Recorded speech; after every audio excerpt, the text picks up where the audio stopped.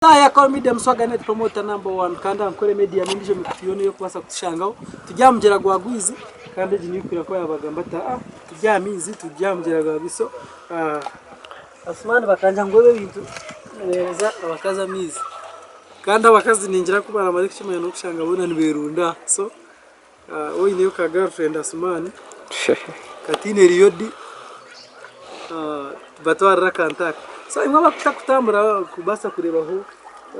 ibyo buhango bitoyetogwire tuniyo mugera gwite no basa kutambura in fact abeshongozi bingi babiri bacira kwija kunu bakorera video bakorera amaraka ushanga amaraka gona gari hardcore konka ibintu byo nanganga bakorera mu kandi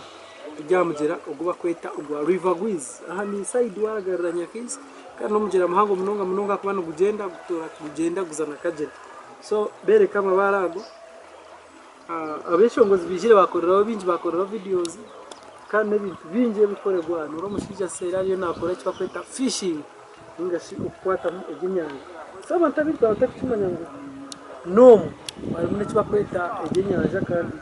bishango mu giro so natakimanya harime Asmani atakujya so barambuza abantu kandi waronda ko expose ngani tekambro karambura ngakuni kuyatita timesonga n'urgahere duta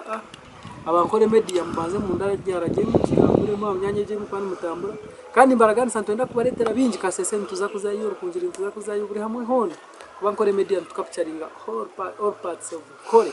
region.